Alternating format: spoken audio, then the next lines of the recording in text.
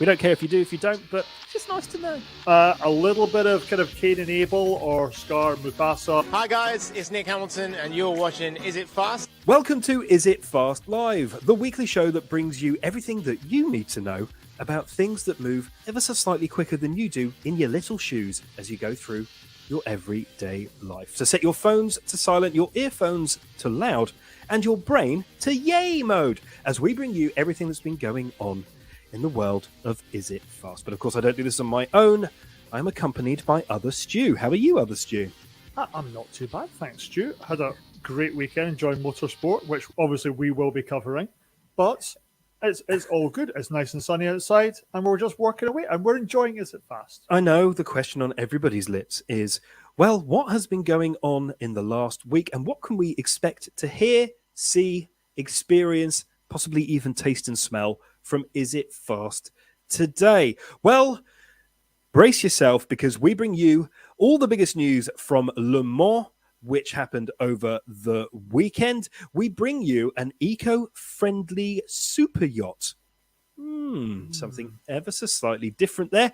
We take a look ahead to Thruxton, the quickest racetrack in the United Kingdom, as the British Touring Car Championship continues. There's also a touring car final in the TCR UK. Of course, we bring you Tick Talk, where we talk to you about the latest and most interesting things that we found on the internet about watches, and much, much more besides. So make sure that you follow us on your social media platform of choice to keep up with this and all the latest going-ons from the world of Is It Fast. Should we start talking about things that have happened in the past that people might want to know about in the present? We start this week with what happened in France last week. So last week we saw the triumphant return of the 24-hour de Le Mans, and we saw some historical moments. We saw a Toyota Gazoo Racing 1-2. So that means that Toyota have won the Le Mans overall for the fourth year in a row and are the very first winners of the hypercar category. So there you can see Kobayashi coming across the line there. Massive well done to Toyota. A massive well done also to Alpine, who took third place overall, and a special mention to the hypercar chaps at Glickenhaus, who also managed to run the whole race with fewer pit stops than everybody else. A shout out to the LMP2 chaps and chapettes. Some incredible racing we saw across there. Obviously, there were the thrills, the spills, the crashes, and the dashes that we are, frankly, used to, and I think we all kind of want at Le Mans. The biggest story, I think, for me, was that the WRT team, the first time that they were competing in the LMP2 category, GT3 famous, of course, the leader of that, a team that consisted of Robert Kubica, the incredibly talented driver that's raced across F1 and WRC, broke down in the last lap on the Dunlop curves. They just came to a complete stop.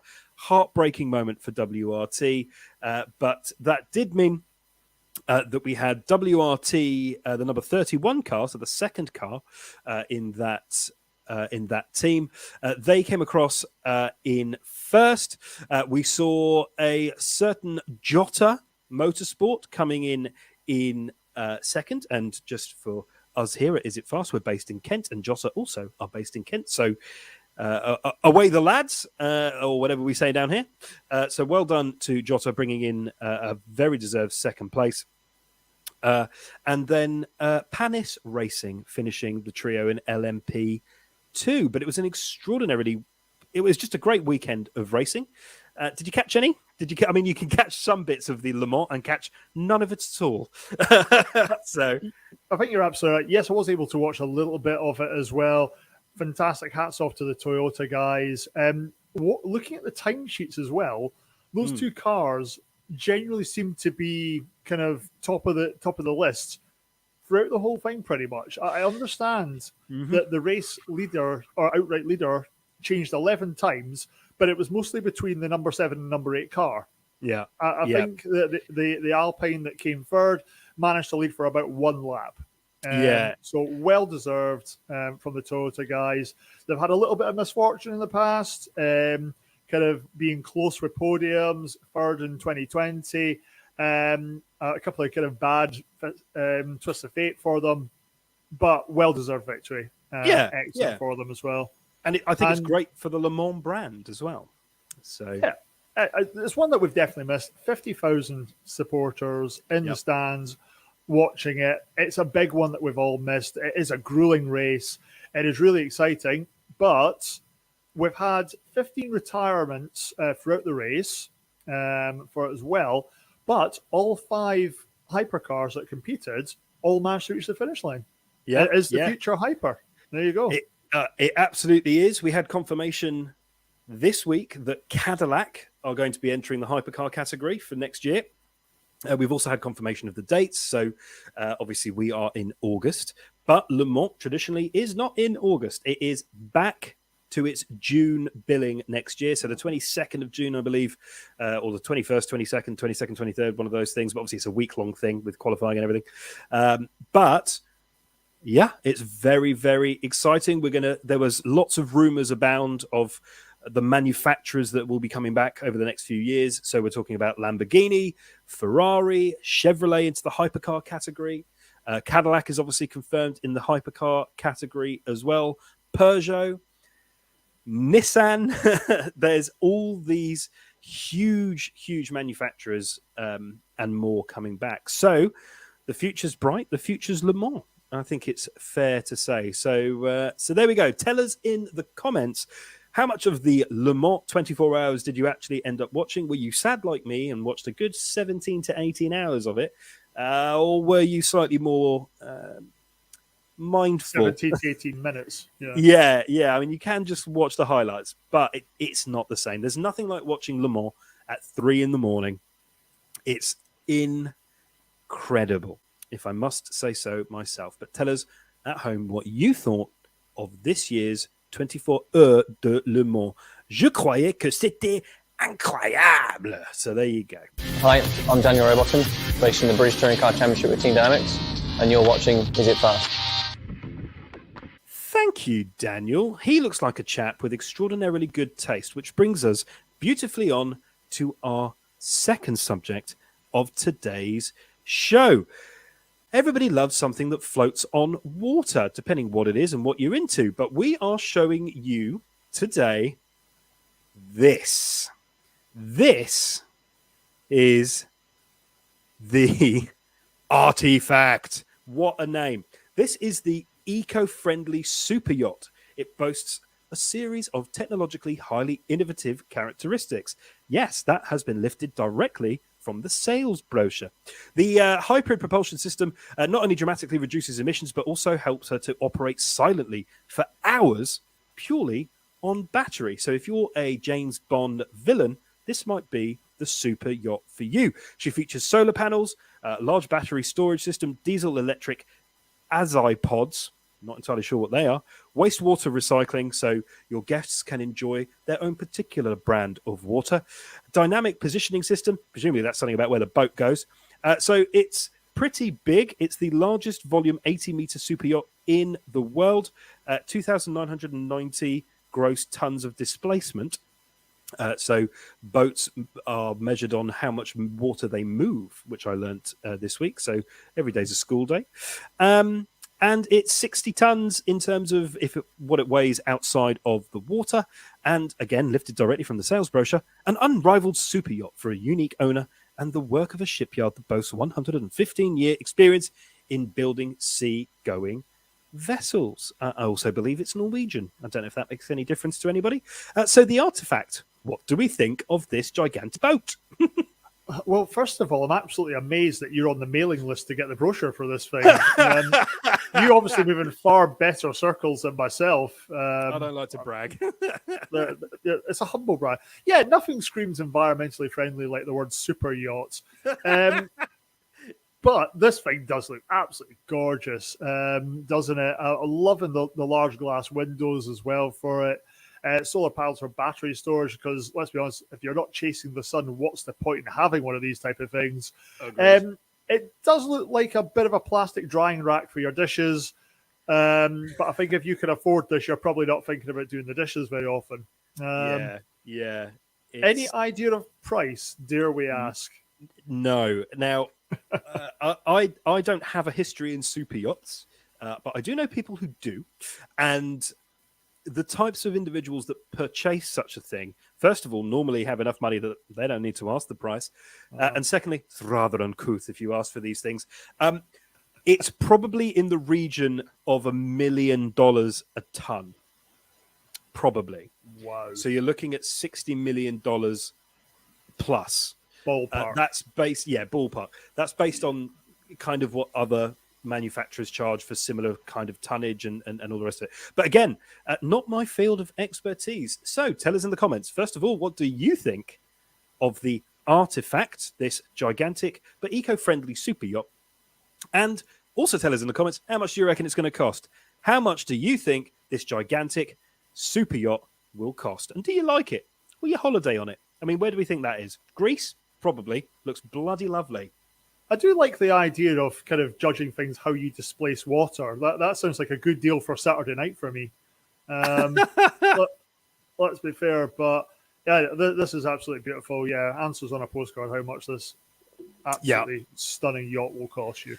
Yes, I reckon it's expensivo, if you ask me, but a beautiful piece of engineering nonetheless. This weekend, we head back to the British Touring Car Championship. This weekend, the massive circus that is the TOCA package moves to the UK's quickest racetrack.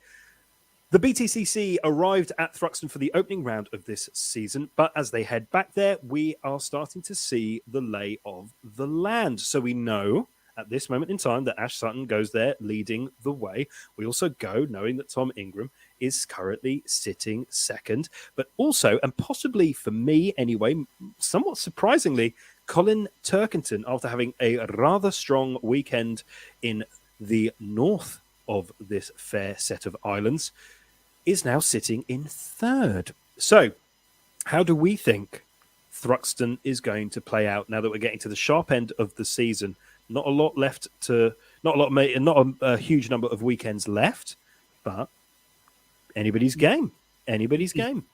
And that's what makes the BTCC really exciting. Yeah, Thruxton, fantastically fast course on it. It does sound like something you need a cream for, but it is an exciting weekend there at Old Times for us.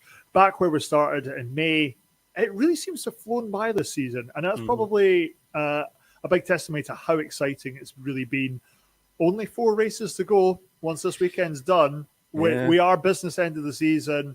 And yeah, there are a number of guys still in it. Yeah. That's what we want. Yeah, tight. It won't be the first time in BTCC history that the title has been decided in the last 3 rounds at Brands Hatch. But as you say, we're at the halfway point. We haven't got many races left, and that's why we took a little trip down to Team Hard to see how those guys. Yeah, they're good guys. They're good guys, and that's why they let us in with their cameras to see what's been going on. At the beginning of this season's British Touring Car Championship, Team Hard entered 4 brand new Cupra Leon NGTC spec touring cars, along with a collection of Infinities. Hi guys, it's Nick Hamilton and you're watching Is It Fast? Mid-season, halfway through. Halfway through, yeah. Yes, it's been all right, actually. Hello, mate. Hello. Good to see you. So, Tony, welcome back to Is It Fast? Try and push towards my first points of the season, but it's so bloody hard. Perspective. Hi, Dave! What's going on? What's going on? I'm good. This is Nick. If anyone doesn't know.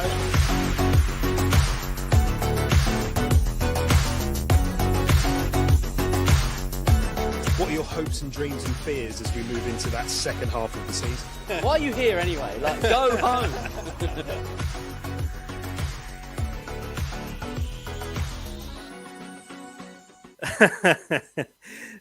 Team Hard there, and Nicholas Hamilton, who very kindly took time out of his very busy schedule to have a chat with us about how his season has been progressing. So make sure you tune in as that goes live exclusively on Is It Fast, that you can find via our website, YouTube, and eventually Facebook. So available exclusively on Is It Fast TV, which is kind of a new thing, but not really. So there we have it. How do we think, everybody at home, how do we think this weekend will play out at Thruxton? And just an additional bit of touring car news this weekend. Of course, it is the finale of the TCR UK. A shout out to all the competitors there as they head to Donington Park. We were very lucky to cover a period of the season this year, and we could see a brother 1-2 with Lewis Kent and Bradley Kent in those top 2 positions. So best of luck to all of the competitors there. And I can tell you all that we'll be having an exclusive chat with a number of the TCR UK participants towards the end of September, which is very, very exciting. So best of luck to them. Yeah. And also, TCR has been great this year. We're going into the final weekend, Donington, Bank Holiday weekend. There are 5 drivers that could all win this championship. Yep. That is exciting. A little bit of kind of Cain and Abel or Scar and Mufasa with the brothers Bradley. The brothers Kent, Bradley and Lewis going for it. It's not over till it's over. This is going to be exciting. Yeah.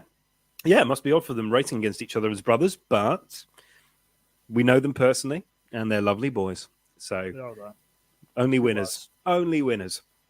But with a lot of motorsport going on this weekend, and with a lot of motorsport that has been going on over the last few weekends as well, I wish that there was a way that we could keep up to date with all of the results. Oh, wait, you can. Result Hub. All motorsport results, all in one place. And now there's an app.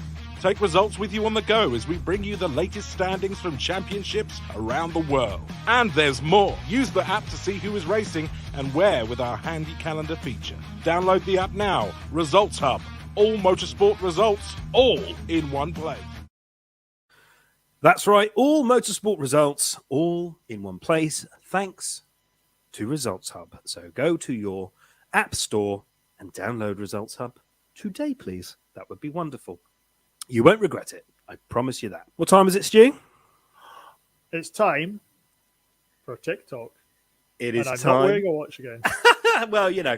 I did it 1 week, clearly. You did it 1 week, but, you know, why screw with the habit of a lifetime? That's right. Every single week, we trawl the internet to bring you the latest in all things wristwatch gadgetry. And this week, we bring you a very special timepiece.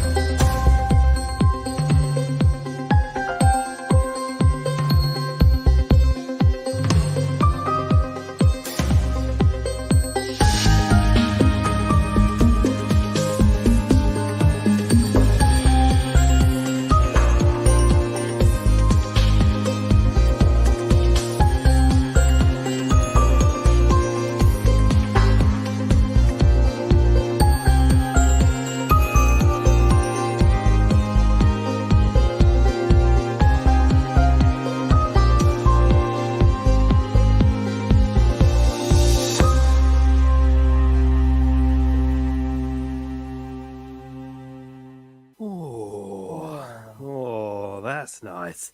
That's lovely. That is lovely. So, what watch have we shown you today on TikTok? Well, this is something very, very special, in fact. So, for those of you that didn't know what you've just watched there, that is Sir Malcolm Campbell breaking the land speed record in 1935 in Railton Bluebird. The Bluebird. Should really know that.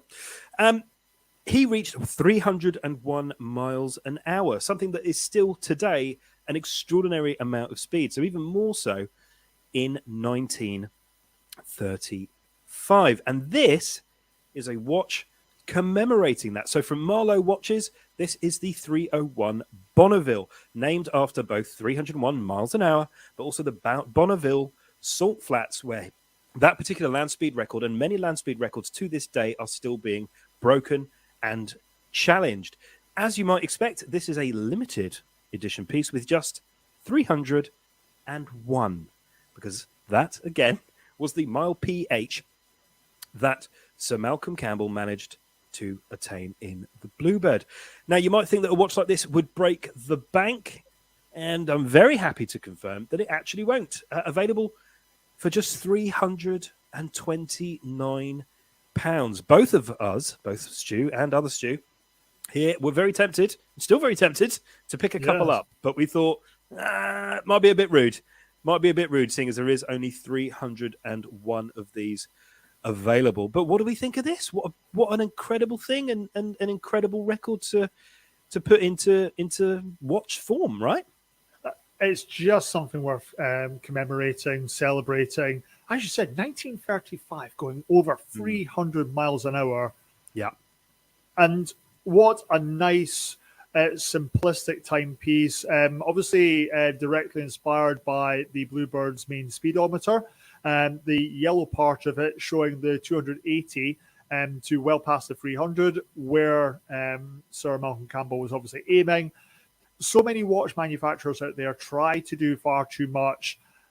Keep it simple, stupid. This is just absolutely beautiful. One minor whinge. I don't know if I'm allowed to have this. The watch strap is very, very similar to that you get on a U-boat watch, but I'm going to let them away with it because it's just so beautiful. Just an incredible, just a guy who pushed the boundaries, and for the Campbell Foundation to work in partnership with Marlowe, which is what this watch has been developed. So fully blessed by the Campbell family. They could have overcomplicated it, right? They could have gone completely crazy, but ultimately the Bluebird, the vehicle that drove Sir Malcolm to the 301 mile an hour record, was not an overly complicated device. Well engineered, yes, but ultimately simple yet sophisticated and beautiful, just like their watch. So top marks to Marlowe. I think this is incredible. I can't believe it hasn't sold out at the time of recording this. Blows it is my too mind. tempting. It is, isn't it? I mean, one of these in the future, 329 quid. Not I gonna be can worth see that myself in the future. genuinely kicking myself if I don't get this. Yes. There could be an order well placed tonight, I've got to be honest.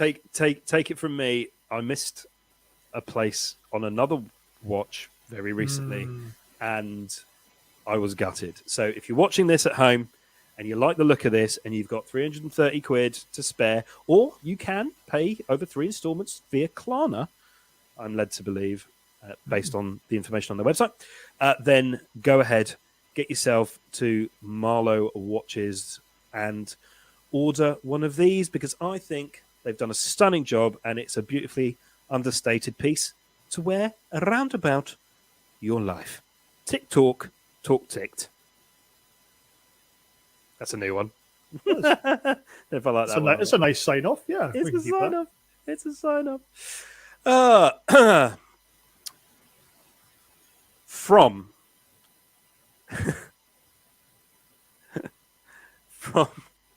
oh Jesus, wait for it. From setting records way in the past, we move on to weird record setting from the future. If you get freaked out by humanoid robots, then the next segment is not for you. Some of you may have seen this during your internet travels, but if you haven't, this is the Boston Dynamics robot named Atlas, and it's doing parkour. This is a humanoid robot demonstrating its whole body athletics, maintaining its balance through a variety of rapidly changing high energy activities through jumps, balance beams, vaults. And essentially what Boston Dynamics, the company that brought you that weird freaky dog type robot, this is then bringing you the next step in that, a humanoid robot capable of mobility, perception, and athletic intelligence. There's 2 of them based on this video, so that's enough to be threatening in an underpass. How cool, first of all, is this? But secondly, aren't we edging closer to kind of robots taking over the world? I mean, they already do run the world, as we know, but this is. I thought that was weird, girls. Right? Yeah. Beyonce, you were wrong. It's Boston Dynamic Atlas that rule the world, not girls. Not as catchy though. I don't know if she'd have had as big a hit singing that. Well, not. you know what? Well, I for one genuinely welcome our new robot overlords. I'm seeing this thing bouncing about, and I know my knees can't do that. But it's a bit like getting a progress report on how the Terminators are going to overthrow us. Them kind of like putting stuff out here like this. It is absolutely amazing. I love seeing the stuff from Boston Dynamics. They must have so much fun. It is brilliant, isn't it? There is additional footage of them falling over and things like that, but you know what? That's just what they want us to think. Like, that was synchronized backflips there. Yeah, and then dusting themselves off and celebrating. I mean, what on earth? It's quite impressive. Admittedly, I can't do these things either. But tell us in the comments, what do you think of the Boston Dynamics Atlas robots capable of doing gymnastics and parkour and, generally speaking, making ourselves feel bad about the fact that we can't do these as fully fleshed and blooded humans? Like, maybe instead of doing parkour, they could like design robots to be able to pack our groceries at the speed of an Aldi checkout worker. That would be quite good. Yeah. This is awesome. I love seeing the stuff from Boston Dynamics. Fair play to them. Yeah, fair play indeed. They are very, very smart human beings. From robots that can make your tea to the wide and open plains of the Serengeti. This week... I genuinely wondered where you were going with that, but I didn't know. Well done. Did it work? We finished this week with news from Mini. Mini shared this with us this week, the news that they are in partnership with Longleat, which is the UK's biggest and most well-visited safari park. They have partnered with Longleat to give families the opportunity to go on a special animal adventure in a Countryman plug-in hybrid that is there branded as a giraffe, whilst also raising funds for Tusk, which is a wildlife conservation charity very close to Longleat's heart. So Mini this week giving us a little bit of a feel-good factor. A camel over there clearly got the that Mini wasn't dressed in giraffe guise rather than camel guise. But isn't that nice? Just something, a nice plug-in hybrid, not killing the environment, driving around Longleat at speed with families in there. I mean, the giraffes seem to like it, which is, quite important. But there we go. Lovely news there from Mini. Thanks. After last week's shenanigans with Paul Smith, we have this week's giraffe theme, which I prefer. Yes, I much prefer it as well. I believe there's going to be 10 of these Mini Countryman plug-in hybrids using to support round the park. Cool. Which is fantastic. But didn't they also try this in Jurassic Park? Admittedly, the likelihood of getting eaten by a giraffe or a camel is pretty low, but you just kind of never know. I've been very fortunate as a kid to be taken to Longleat. It is a brilliant safari park, and if we can do something that's a little bit better for the environment, more sustainable for the support vehicles and getting things out there for them, that's brilliant. No, hats off to Mini. Well done. Well done indeed. I also love the irony that it's Mini, but giraffes are very much maxi, aren't they? Massive things. They are. They're gigantic, weird alien creatures proving that things are weird. They're just weird, but they're cool. I like them. I think they're very sweet. Got to say, though, a giraffe has just as many bones in its neck as a human. They're just a heck of a lot longer. Great. Well done to evolution. Tell us in the comments, do you believe in evolution? Of course. Oh, wow, yeah. We'll leave that one in. Also, next week, did we actually land on the moon? Yeah. Woo. Nearly knocked my mic over then. Tell us in the comments what you think of the Mini Countryman with giraffe, and will you visit Longleat? We don't care if you do, if you don't, but it's just nice to know if you're going to be out so we can rob you.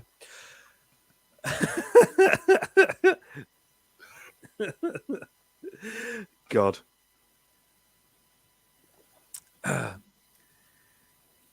As we end today's program, just a little reminder that there's much more exciting things happening on Is It Fast? None less so than the fact that we are going to be sharing this. In the world of auto racing, drivers who don't use video games are the exception. Racing is like the future of motorsport, so it's a great opportunity to catch up for us.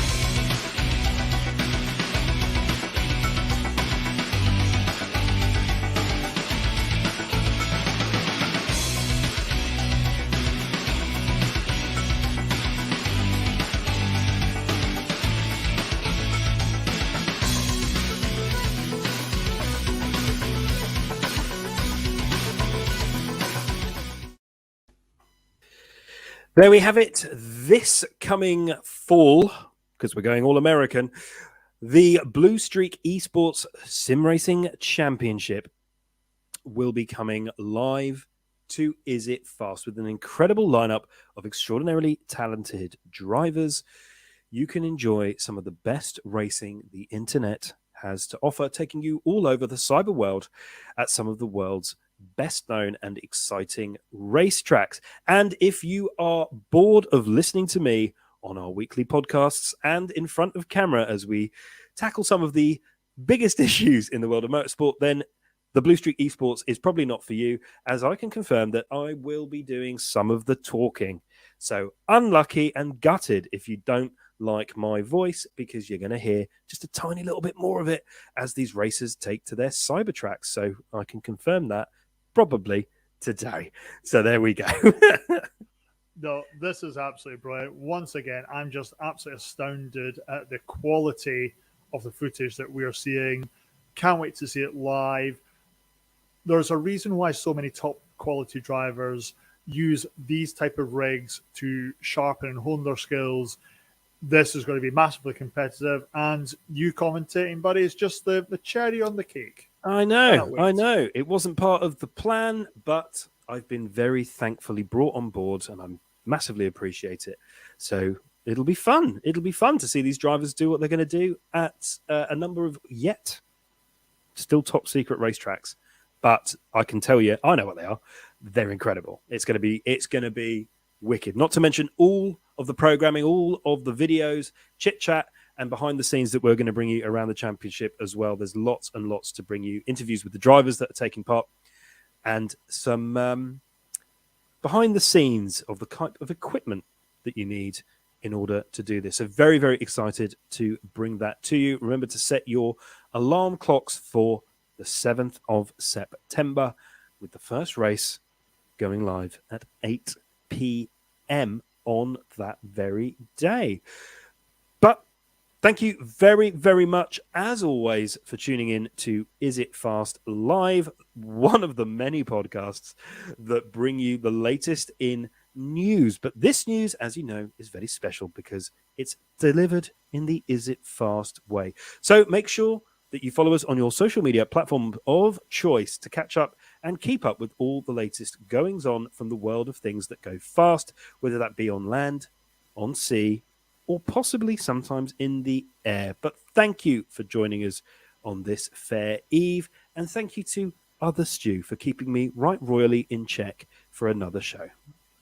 Yeah, once again, this is so unique it must be wrong because nobody else is trying it. That's the best way to describe it. And bang, 10 years later, you're married. Oh, dear. But thank you very much, everybody, for coming along. Thank you very much for your comments. Thank you very much, Other Stew, for, as always, being the co-navigator on this ship through rocky times. And we shall catch you next week, Wednesday at 7 p.m. Thank you very much, and bye-bye.